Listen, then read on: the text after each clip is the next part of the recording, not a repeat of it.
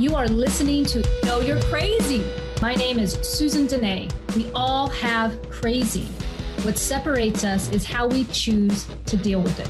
I'm going to be delivering engaging and actionable tools to own your crazy, treat your crazy, and turn it into your own superpower. I hope that you walk away from this show feeling the power and strength within you. And never forget to enjoy your journey because you are worth it. You are listening to Emotional Recovery in the Raw. Today's topic is all about motivation or the lack thereof. Have you ever questioned your ability to get stuff done? Do you feel like you consistently live more in the I should be doing this versus I'm proud of what I've done? Do you ever question your motivation? Well, suppose you're curious about motivation and how it's working in your life. In that case, today's show is going to be for you. I recently, funny story, probably within the last 6 to 8 months, I think it might have been 8 months ago, I was talking to my mentor. I was sharing about the word motivation.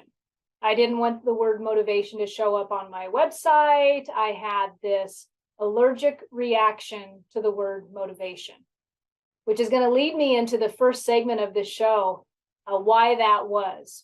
You know, for me, being a woman in her mid to late 40s, what feels like motivation today compared to what felt like motivation in my 20s or my 30s is night and day. The first thing that I think of when I say that to you is physiological changes, emotional changes, and mental changes. If you are somebody watching the show today and you have been beating yourself up for not doing enough all the time, wondering why you can't find your purpose, why you don't have passion, you might need to give yourself a little bit of credit because the definition that you are living your life by when it comes to motivation might need an upgrade. Ultimately, we are the only ones that get to change the definitions by which we live by. Last week's show, I was talking about, could have been a social post, I get confused anymore, but really talking about the difference in definitions between couples. You know, a couple will have an agreement, maybe in the relationship where there's no below the belt shots. You need to get to the bottom of what that means for each person within the relationship. Otherwise, somebody might be name calling and not even know that they're name calling. One person has a definition of what below the belt shots mean versus the other person. And so therefore there's a conflict that nobody really understands is going on because nobody's talking about the definitions. For you today, is getting more motivation for you really going to be as simple as changing the definition? Maybe. For me, what happened was about 4 or 5 years ago, I noticed that I had an inability to focus. I wasn't focusing like I had before. That was a downer for me. I had spent the first half of my career life, getting the day job, office jobs. I was in a debt collection for nearly 25 years and highly productive. And in that environment, you're in a cubicle environment. You've got your PC, you've got your telephone. It's type fast, it's move fast. And the mental stimulation and everything, I could just get into this routine and I could just produce. It literally would feel like a machine.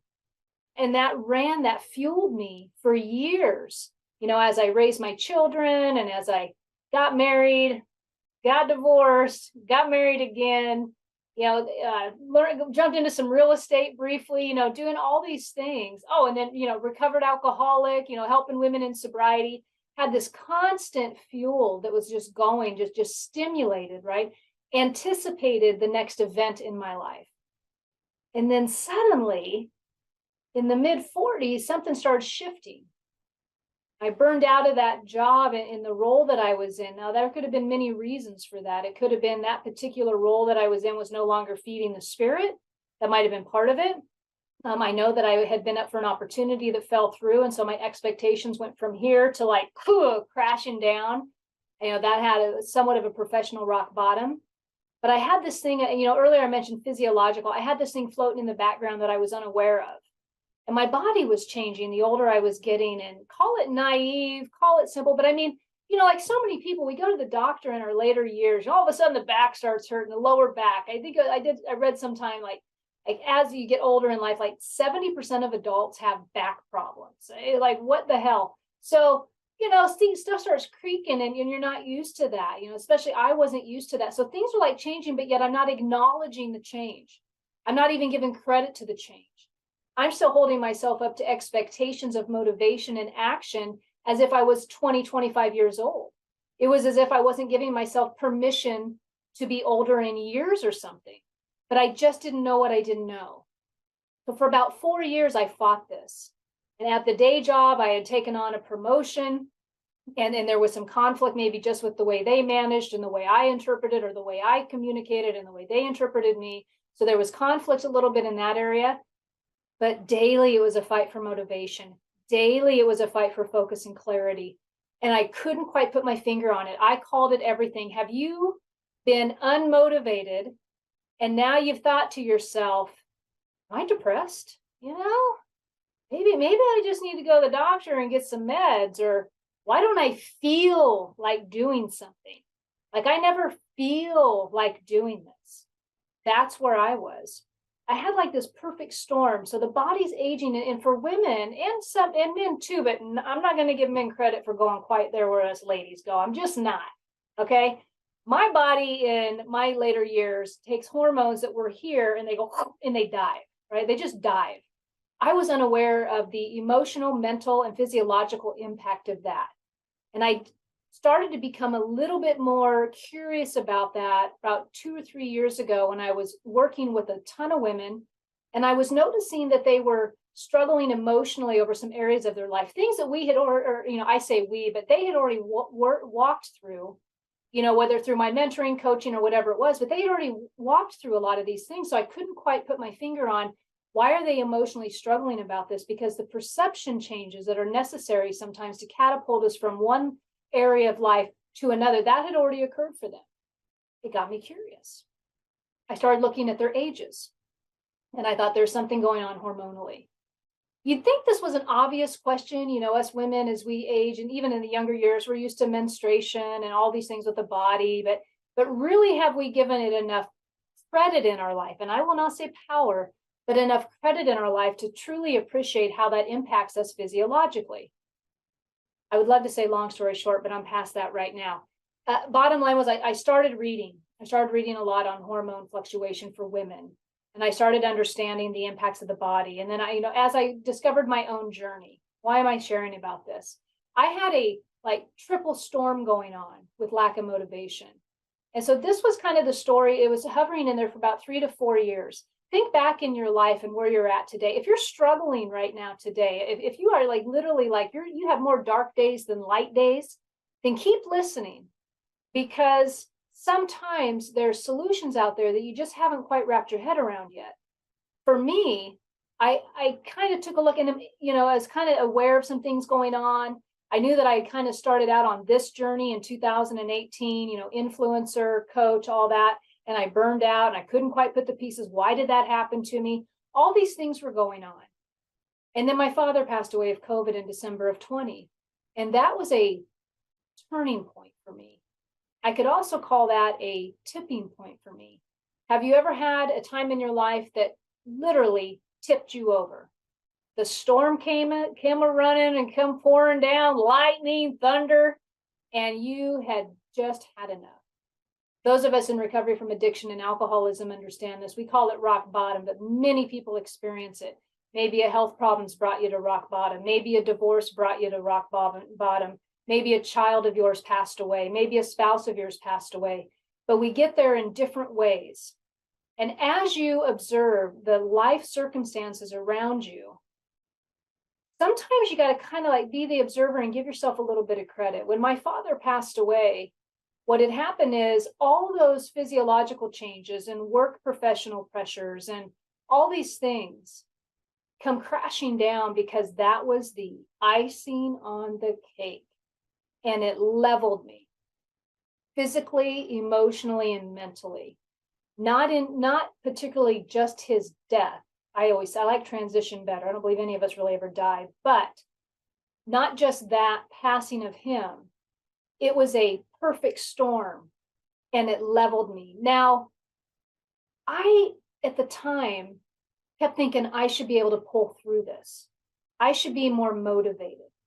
I should be able to get up off this chair. Isn't that what I would have liked to have done a while ago or in my 20s or 30s? Like, what happened? Why am I feeling so frozen and paralyzed that I can't get up and do what I want to do?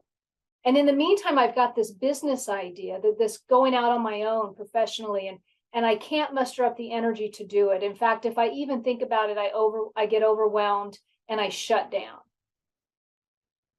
When I talked to my mentor about 8 months ago, and the word motivation came up, I wanted to vomit.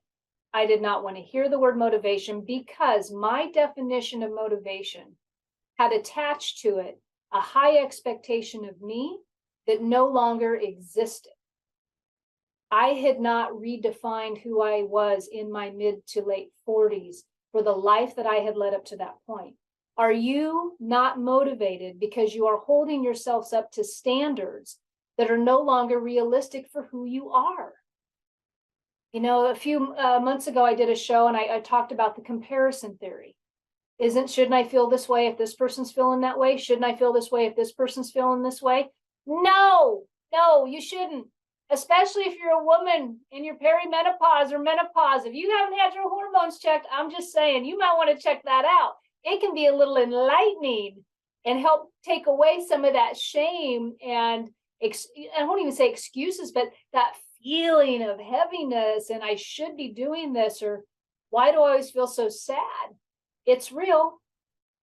For anyone who's looking at motivation or as a problem for you, that you're just not feeling like you're getting enough done, take a look at this. As I was researching for this show, I came across this fantastic researcher, and his name, probably, my apologies ahead of time, Ku Moriyama. And they did a research on people and what was motivating them, intrinsic motivation versus extrinsic motivation. A lot of us in our younger years, we are completely driven by extrinsic motivation. Perhaps we haven't, maybe as we age, we start to understand that looking within is really quite powerful. But at young age, we like money, we like fun, you know, we're way more expressive with it, I think. And we have to really kind of remind ourselves to be that way later on in years, right? Beautiful place to be, by the way. But extrinsic motivation works for us. And working on the intrinsic, you usually think, nah. So as we age and as we get older and we're looking for these outside conditions to motivate us and it no longer works, then we're left with the intrinsic. And what this study pulled up was that people really don't give themselves enough credit for the intrinsic motivation that they possess. For example, when you have something to do at the house and you get yourself motivated to accomplish it. Maybe it's painting a bedroom. Maybe it's changing out some new flooring. Maybe it's rearranging the closet, but there's an intrinsic drive to do that. And then you receive what's called, you know, your sense of accomplishment around that. And so what this study brought out was that people were way better at intrinsic motivation than they were giving themselves credit for. That's part of that redefining the motivation for you. Are you so used to measuring your motivation based on extrinsic that you're not looking at all the intrinsic ways in which you motivate yourself on a daily basis? I recently worked with a client. She was sharing with me that she just doesn't really feel enough. She was highly emotional about it. We started breaking down her day. And I asked her a question that I'm going to ask you. The question I asked her was, are you the to-go person for most people in your life? Is somebody coming to you for answers? Whether that's employees, coworkers, your children, your friends, are you that person? Because if you are that person, and I'm going to get to it if you're saying that you're not, but if you are that person, there is an automatic motivation that you are displaying on a regular basis that you are not maybe giving yourself enough credit for. Because what people perceive of us versus how we perceive ourselves sometimes is it polar opposites. You know what I mean? Having said that, if you're like, nobody really comes to me for anything, so what's that mean for me? Have you looked at your daily accomplishments lately? And this is where my client had been slipping up because everything that she was focused on was what she's not doing. What she wasn't really ever looking at what she was accomplishing during the day.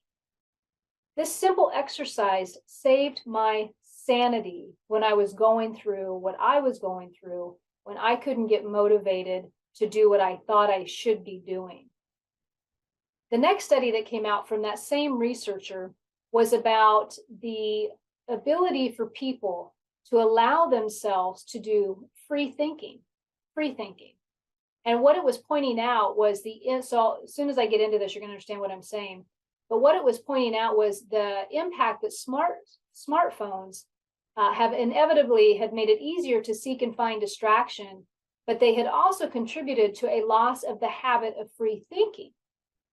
Some people simply found it hard to spend time with their own thoughts, especially if they tended towards negative thinking, they said. And about 259 people took part of this.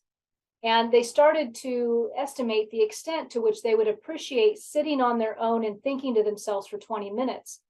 They were forbidden to use a smartphone and to read or walk around. And then the other control group obviously could use their cell phone. And at the end of that study, what they found were the people who actually pause and allow themselves to free think became more joyful on the inside, felt like accomplishing more things. The ones who were spent so much time in distraction mode and allowing other people, places, and things, such as social media, anything like that, to distract them, the less happiness or joy they felt. How does that pertain to motivation?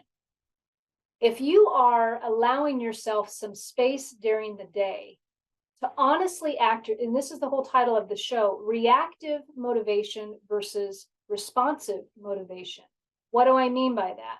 Well, what I mean by that is if you are spending most of your day in reaction to what other people think or do or say, not that they're asking you to do it, you are volunteering for this, by the way. If you've been listening to me for a while, you know I'm not letting you off the hook right now.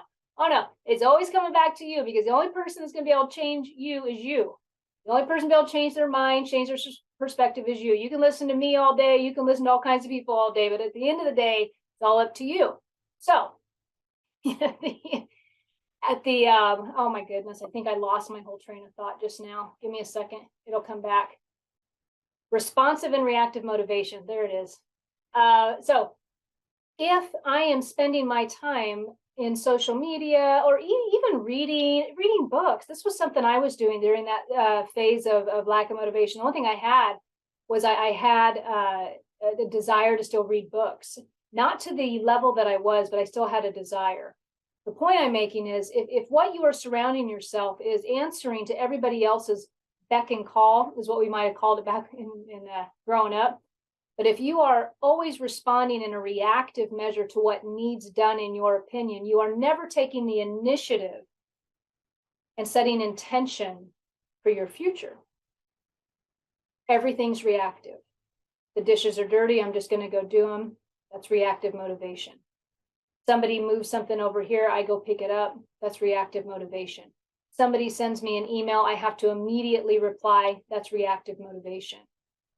You get where I'm going with this. So if you are in a state of reactive motivation, then you're still doing stuff, right? But is it fulfilling? Is it fulfilling you? Come back to the definition of motivation. For you, what does the definition of motivation need to represent for you? Would you rather be in a responsive motivation? Similar to what that study shared. Maybe it's just a matter of you doing some more free thinking on your own about what you would like to produce in your life, about what you would like to create in your life. And then once you start to make that decision and allow yourself some space each day to do some free thinking. And when you do this free thinking, you stay completely detached. And what I mean by that is don't become too feeling attached to what goes through the mind. This is right along those lines of mindfulness and all of that, but allowing free thinking during the day. I think somewhere in that study, there was a mention of So many people, like, really, because of the influence of technology over the last, I don't know, 20 years or so, that some people literally didn't know how to do that necessarily. So you might know if you're watching this show and you're a pretty forward thinker, and but even ask yourself in this last week, how many times have you allowed free thinking? How many times have you just paused and just watched what your thoughts were doing? Not reading somebody's email, not watching something on social media, not watching a movie to distract you, just sitting with your thoughts and free thinking. How often have you done that? Much of our life can end up being reactive. And then years go by, or, this could even happen to young people. My daughter, who's in her early 20s, really struggled when she went to school because she couldn't find out what she wanted to do. I don't know. I just always think any 18-year-old who's trying to determine the rest of their life with a college degree, that's overwhelming and stressful all in itself. I encourage my kids a little bit differently around that topic, but she is influenced by society, as many young people are, as you and I are. And there seems to be a society expectation that, sometimes this is just the way you go. You go to high school, you graduate, you get a degree, and blah, blah, blah. And if you don't know what you want to do, well, oh, well, there's all this pressure per se about having this path, and, specifically. And so young people can suffer from this too, where the outside and wanting to be motivated based on other people's decisions or places in life doesn't work. It doesn't work. For me, an inability to be motivated, as I was defining it back then, really resulted in quite a bit of shame on myself. Shame for not being enough, shame for not doing it fast enough.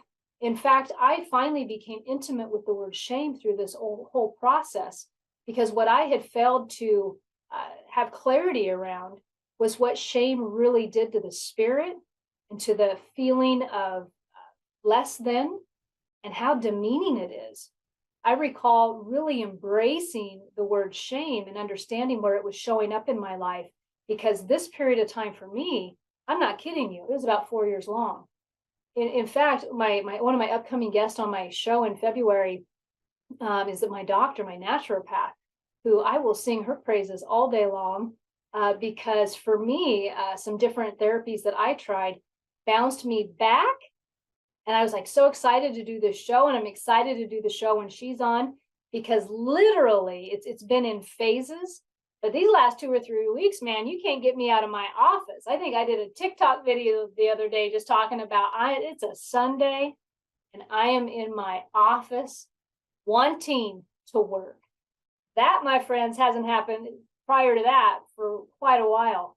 That's a fantastic feeling. And so physiologically, you might have something going on with your motivation. It's always good to have a checkup with a doctor. It's always good to take a look at that. And then mentally and emotionally, the game that we can play with ourselves when we think that we're supposed to be achieving more, doing more than what we actually are doing, that's where the shame comes into that. And if you are response motivated, then you have taken the time to take a look at how the thoughts are running, and you are setting your future with intention in alignment with what you are able to do today, not what you were able to do maybe at another time in your life. It doesn't mean that you can't connect to that time and remember how that motivation felt, or remember how that influenced you, because that's a highly powerful exercise to do. But just realize, in order for you to get to that next level of motivation, of your desired level of motivation, wherever you're at, you got to have a period of grace in there with yourself to fall into a level of acceptance that it's okay being where it's going to be. It's okay being right here, right now with this level of energy. That's okay. I don't have to get up and make it happen right away. In fact, if you've been stalled on motivation, I would suggest that you just hold tight for a little bit and work on loving yourself and pausing and appreciating the time that you have in that moment to observe what's going on with you. And once you fall into that acceptance, or you kind of become the observer of that, of this lack of motivation thing, start asking yourself, how have I felt about me during this time? How long have I been saying to myself, that I am unmotivated? How long has that been going on? And as I've been saying that, how did I feel about myself when I was doing it? That will provide an indicator of how much shame has been playing in your life when it comes to motivation.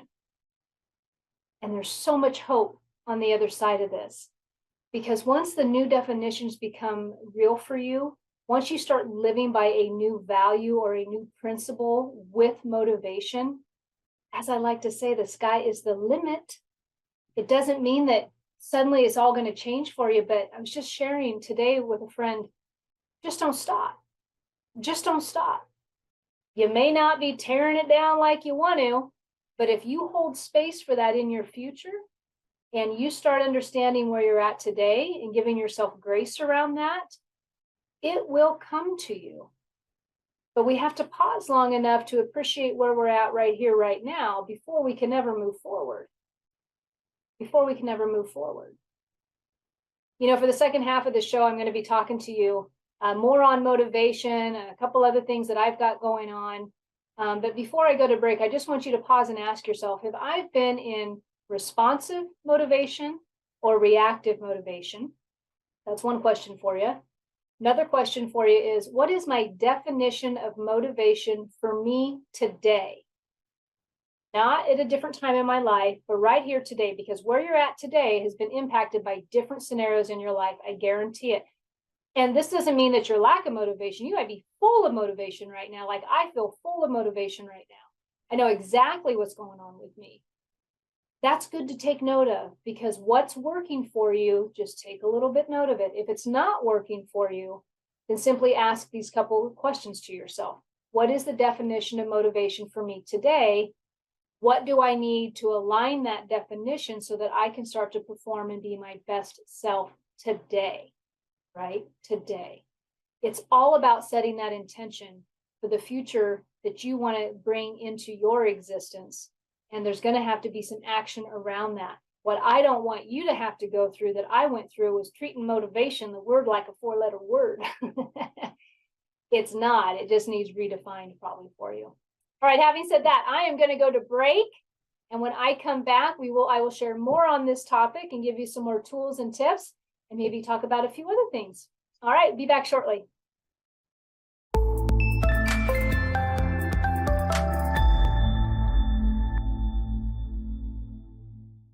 Hey everyone, welcome back to the Know You're Crazy Talk Show. My name is Susan Denee, and you are listening to Emotional Recovery in the Raw. Today's show, I am talking about reactive motivation versus responsive motivation. The first half of the show, I have been sharing what can happen to our motivation when we redefine it in a good way, how it can lift us up to new levels. I've talked about defining it for you. I talked about really taking an observer look at where you've been on motivation. How do you feel about the word motivation? I shared that for a while there, I thought of it like a 4-letter word. I didn't want it anywhere around me. I didn't want the word motivation on my website. I mean, it was crazy. My mentor's probably just chuckling if she's watching this right now, because I was scared of it. I was scared of here's what I was scared of. I was scared of the lack of motivation. I wasn't scared of motivation. I was scared of the lack of motivation. And I was holding myself up to such high standards. And upon reflection, now realize that those standards were so out of whack with what was actually possible for me at that particular time in my life. Have you had a perfect storm in your life where it just levels you to the point of surrender? That's kind of what happened to me. And sometimes mediocrity will level you to the point of surrender if you can spot that it's mediocrity. Mediocrity might show up for you in just ho-hum, same day, same routine. Suddenly you're judging everybody else for doing something, what you deem with their life. Mediocrity can creep in, called boredom, no passion. I don't like to do anything. So there's different ways in which, the fear of lack of motivation can manifest for us in different ways as far as how we label it. I was thinking when I was looking at that research, in fact, when I was on break, I was reading this and it was making me kind of chuckle because, you've been hearing me talk about redefining the motivation for you and what that actually means. And what I'm channeling into there is your belief, because often in our life, we get to a sticking point of resistance when we are holding ourselves to a stuck belief that is non-serving. And that belief was created somewhere in the past, likely based on something we observed, something we experienced, or by somebody who was highly influential to us.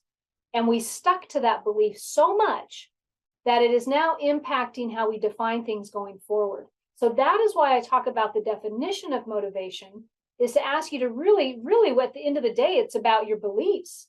What do you need to do to unstick a belief that is withholding you from being motivated? I mean, that's kind of where we're at. In the research study, what they were talking about is, and this is their exact words, and hopefully I won't mispronounce anything here. It says, little research, however, has examined the metacognitive accuracy of people's metacognitive belief about the power of intrinsic motivation. Yet it is our metacognitive belief that guides our decisions and strategies to regulate motivation. I'm going to read that again. They call it metacognitive belief. Yet it is our metacognitive belief that guides our decisions and strategies to regulate motivation. If, they go on, if we have inaccurate metacognitions about our motivation, we are likely to make suboptimal decisions to regulate one's or others' motivation. So that's even going a little bit further and saying, when we have an inaccurate belief about our motivation, we're likely to make lame decisions, not only for ourselves, but when it even comes to motivating others. Think about the ripple effect of the relationships in your life. Think about that. When a parent suffers, maybe from lack of motivation, maybe it's depression, something, what is the ripple effect that that's doing on who's witnessing and watching that when they're children? Same with our partners in couples. I've done a ton of shows on couples and a lot of social media on agreements in couples and accomplishments in couples. When one partner is suffering from motivation or a lack of desire to do anything, like I said, we will label that as depression sometimes. It's not always there. I understand there's clinical diagnoses, but I'm just going to shoot straight. Sometimes we're using it as an excuse because we don't know any better. We don't know any better. We don't understand that it's a stuck belief that needs to be uprooted so that we can now move forward. But we get so stuck in our misery. We get so stuck in, I mean, trust me, in those 4 years, you have no idea how stuck I wanted to be at times, how I just wanted to give up. And the only thing that I can remember really leveling me to that extent was rock bottom, alcoholism, and drug addiction, to where it is just like relentless, where you're asking yourself, when's this going to end? You know, I had broken things down to such baby steps that I had to be okay with making my bed in the morning. So, you know, forget the corporate world, you know, forget all the accomplishments and the money made and the present, you know, forget all that. I was in a tough spot, you know, so if that's you, and you know what I found out for me before I go there, what I found out for me, I was sad and I was struggling, but I wasn't depressed. I was physiologically, my body had broken down from the lack of hormones and menopause. I had conflicting beliefs everywhere about what I should be doing at a certain time. I was carrying a ton of shame based on how I was perceiving my life. I mean, when you know, for me, as a woman in her 40s, now deciding to ask herself what she wants to be when she grows up, some of you may relate. That's a tough spot to be in because there's a lot of unknown things out there, right? So when we have what they call it, a metacognitive belief that does not align with where we are at today, we will make poor decisions in regards to our motivation and the motivation of others. So I'm going to talk just a little bit more, and then I'm going to go into a couple of exciting things that I've got going on over these next couple months. Couple symptoms if you are suffering from, you know, some shame-based thoughts and feelings around motivation or not being enough, you know, whatever that is. You will demean yourself for what you do. There we go with that doo-doo again. I got that in a couple of my shows. It's just so stupid. Okay. So, all right. You will demean yourself for what you do. Which means you're never giving yourself credit for anything. You're never giving yourself credit. Doing the dishes isn't enough. Making the bed isn't enough. You suffer from an accomplishment esteem, yet you are accomplishing things on a regular basis. So that is a symptom if you are suffering from a shame-based feeling around lack of motivation. Remember, the fear was not motivation. The fear is the lack of motivation, but it can be there for you. So you will demean yourself that you're never getting enough done. A little tiny, like you won't even have accomplishment esteem. Everything's always looking like it's not enough. And then, like I said earlier, you might label this as depression. And then you will always question about what you're doing. You will always be holding it up to not enough at the end of the day. Sometimes you'll cry over this maybe, or sometimes you'll beat yourself up, or you're putting a lot of emphasis on others and what they think of you, or you're always trying to please somebody else with your actions. And so there's different like levels of how, or symptoms of where you're suffering from the fear of lack of motivation. All right. So there's hope though. There's all kinds of hope. And so now I'm going to share with you a couple things that I did in addition to what I've already shared to get out of that spot. Number one, I just want to say to you, if you are suffering today from a lack of motivation, if you're fearful that it's never going to lift, if you are in that rock bottom place that I shared personally being there a few times in my life, let me just tell you there's hope. There's always hope. And the one thing that you got to make sure that you do, don't stop. Don't stop doing. You do the next indicated thing and be okay with the fact that that next indicated thing may be a baby step. It may be a baby step because there's always hope. In the world of recovery, we become sober. And when we become sober, we hope that we get to maintain that sobriety. We hope to hang on to that sobriety for the rest of our life. People have often questioned me, especially in these personal development conferences. Well, if you know you're sober, why do you still go to meetings? Why do you still go to recovery meetings? And the reason why is because I find a lot of hope in recovery meetings, and I also find a lot of opportunities to be of service to others, to help raise others when they are down in the dumps. And I've been doing that work for nearly 20 years, and I am damn proud of that work. Which brings me to another thing. In sobriety, when we have lived a life of satisfaction, when a lot of us have recovered fully to a state of mental clarity, we still at times in sobriety will suffer from the exact thing I'm talking about on this show. When I went through my fear of lack of motivation and I was sitting on that chair and I couldn't get up and I was struggling to stay focused at work, it had nothing to do with picking up a drink or a drug. It simply meant that I stalled. And there were a lot of steps I took personally in order to overcome that stall. You know what I got? I got sober stalled. That's where I'm going with this. I got sober stalled. I got sober stuck. It wasn't that I wasn't sober. It was that I missed enthusiasm. I missed the joy, and I didn't know when it was coming back. One of the best things I did during that time of my life is I worked with somebody on a weekly basis. In fact, I worked with 2 people on a weekly basis. I had my sponsor in the recovery rooms, and I had my coach on the side. And every single week I signed up for that call. Sometimes I was crying my eyes out.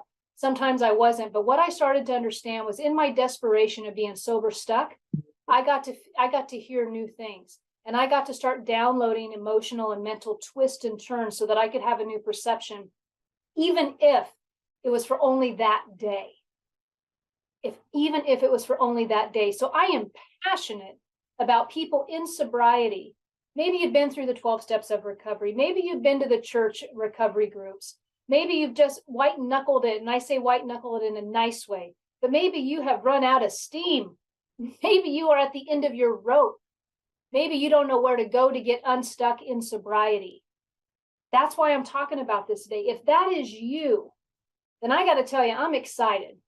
I'm sitting here, I got my whole 2023 year planned out. As I told you, I got that motivation back like full steam a few weeks ago. And oh my goodness, I can't create enough. There was something I was going to say in the show earlier about, when we stall in motivation, we also stall all hopes of creativity. But if you don't stop, just keep doing a little bit here and there, I assure you it will come back. So now I'm like full force creative. Like you can't stop me. I'm on like websites, getting confused. I'm trying to set up stuff. But one of the things that I'm going to do is this year I'm going to host a once a month coaching call with a full curriculum of online coaching course for anybody in sobriety who is stuck. Maybe you're looking for the next level. Maybe it's a level up your sobriety. Maybe it's a sober stuck sobriety and you need to get the hell out of it.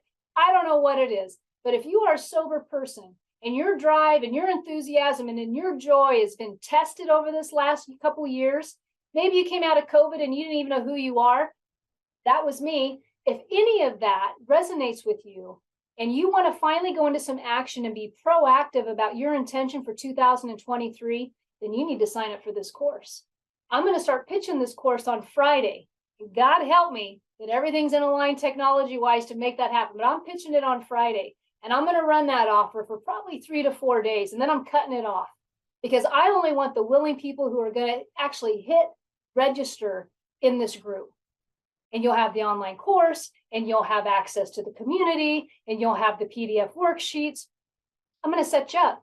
So if you are somebody looking to ignite your sobriety for 2023 and you are tired of feeling stuck and you need a little bit of re-up, if you're somebody who's just alcohol free and you're realizing that that pink cloud moment, that pink cloud that you felt really good about yourself now has expired for you, this is for you. If you are a sober, alcohol-free person and you have never contributed in a group format to get the feel of that energy, that synergy, this is for you. If you are a sober person and your life has become stuck in a matter, here's what I know about you. You're highly talented. I also know you run to extremes. It's all or nothing probably. I want to tap into it's everything. I want to tap into that. That's what this course is for you. It's a monthly coaching call for 12 months. You have access to the community. It's going to be pitched on Friday. I'll have the pricing, the details, everything for you. But I'm so excited about that. See, this is what happens when the motivation wakes up. This is what happens when you do the work. The problems are only temporary. Full force ahead, folks. I'm telling you, there's a ton of hope out there for you. Join me because this energy right here, I'm bringing it. I'm bringing it for 2023. I made my mind up. That's just the way that goes. I hope you're somebody that signs up because it'll be life-changing. All right. In addition to that, if nobody has looked at my website lately, you need to, because there is an option to sign up for free coaching. I offer free coaching through a Zoom registration Thursdays, Fridays, and Saturdays. Now, I don't know how long I'm going to do this for. It's on there right now because as you can tell, I'm all jazzed up. I'm doing some coaching. So what's going on there? Thursdays, I think it's at 11 a.m. It'll be on the website. 11 a.m. free coaching call for anybody who's wanting to talk about emotional elevation. So what is emotional elevation? Emotional elevation is the program that I put together after working with women for nearly 20 years in regards to emotional heightened wellness. Let's talk about where the shame is lying in your decision making. Let's talk about if you don't even know how to make a decision. Let's talk about communication skills. Let's talk about scripting for communication. I also offer emotional elevation for couples, but this particular one time a week, 11 a.m. on Thursdays coaching call, which is free, goes through those type of topics. Appreciation aspects, accomplishment reset, all of it. All right. Fridays, 11 a.m. I'm signing back on. We're doing high performance coaching. I'm a certified high performance coach. You want to talk about clarity? You want to talk about courage? You want to talk about influence? You're a productivity type of person. You like lots of worksheets. You like doing the Q&A. You like all that? Sign on Friday at 11 a.m. Once again, it's free. All right. Now, Saturday, 11 a.m. I think it's 11 a.m. Check the website. It's relationship rehab coaching. Oh, yeah. I don't know how much feedback I get on my social media posts simply about relationships. How do I learn to acknowledge my partner's needs versus my own needs? How do I learn to ask for what I need? How do I learn to appreciate my partner more? How do we as a team learn how to come together as a team in order to live our lives full fulfillment, to bring it all? How do we get into goal setting as a team for our future? Where are the roadblocks? Do we have accomplishments that we can achieve together that we haven't been achieving because we're so stuck in our patterns of miscommunication that we don't even know where to start? So Saturdays, whether you show up as a couple or you show up all by yourself, believe me, if you are wanting to grow within your relationships, then the Saturday coaching call is for you. And it's free. All these coaching calls for Thursday, Friday, or Saturday are going for 1 hour each. Okay. It's a group coaching call. Everybody's going to be muted. I might open it up at the very end of each call to ask for any questions. I'll be more than happy to take chat questions, things like that, so that this can be an engaging, responsive call with everybody. Would love to do it. And here's the thing, when you hit the button on my website, you simply go to free coaching, click on that page. It's going to bring you down or give you your choice. You click register. It's going to take you to a Zoom registration page. As soon as I get the Zoom registrations coming in, I know who's coming. You're going to get the link, and then we're going to get going. I mean, I don't know. I think I'm leaving you with no excuses if for 2023, if you're wanting to jazz it up, if you're wanting to change your life. I'm the type of person that even when I was down in the dumps, even when I was dragging ass, I still wanted to grow. And I think that's the cement that I bring when I'm working with my clients, when I'm working with the women in recovery, when I'm working with corporate groups. The goal is to grow. It's not to hold ourselves up to standards that are not serving us. It's to reach within and to truly honor who we are and where we're at in this time, in this space. To drop the comparison, to authentically learn how to be me 100% all the time. That means I'm the same person with my family that I am right here. It means that I'm the same person in my marriage that I am right here. It means I'm the same person with my coaching clients that I am right here. I'm the same person with the women that I mentor in sobriety that I am here.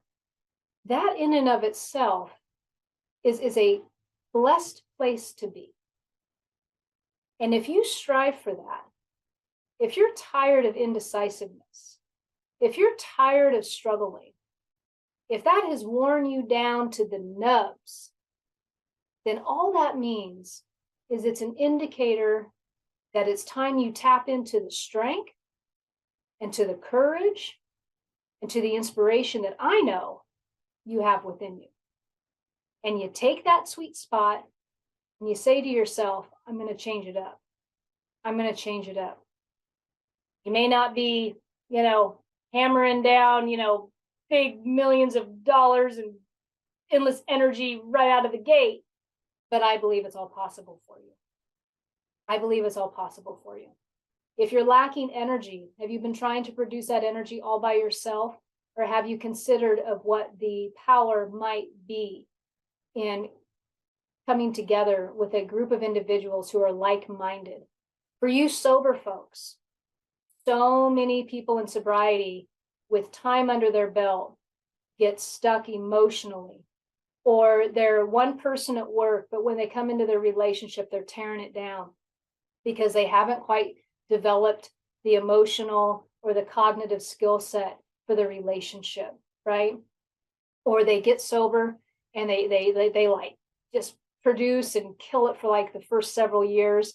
And then they go through something like I went through, and the body changes, the people leave. I gotta take a drink of my coffee from a Wonder Woman cup. That's right, Wonder Woman. Okay, so but they break down and they don't know how to get started again. I'm a person of the 12 steps, and I know that within that program, there's a time when they say to go outside. You always, they encourage you to go outside and seek outside help. Is how they would put it in our literature. And I have been guilty of going outside for help my entire sobriety, in good guilt, not bad guilt, good guilt.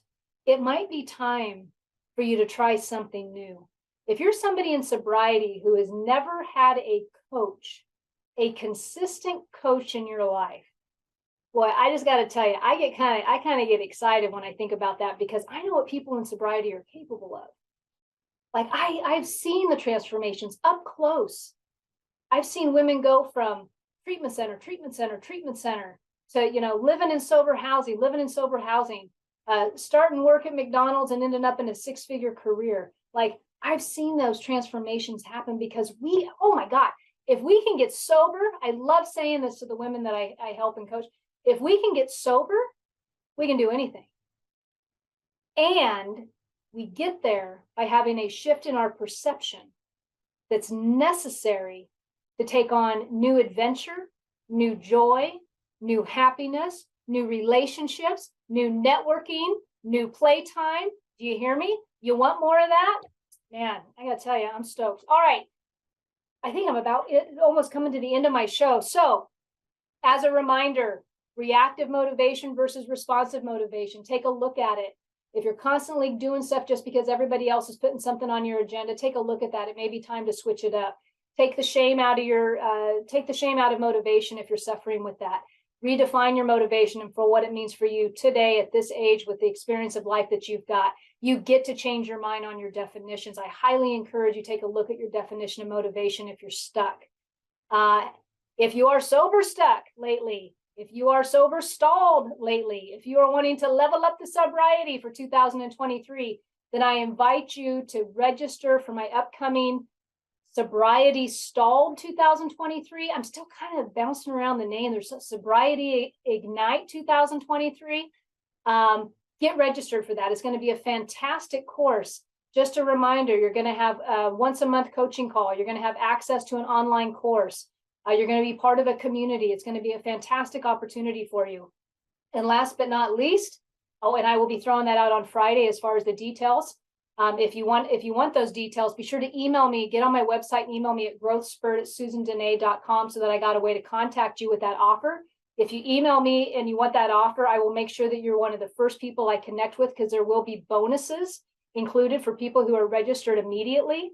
That will be being thrown out there. So if you're listening to this, Growth Spurt at Susan Denee, let me know you're interested in the upcoming Sobriety Unstuck 2023, and I will get you registered first. And then lastly, free coaching weekly. You got emotional elevation on Thursdays. You got high performance coaching on Friday.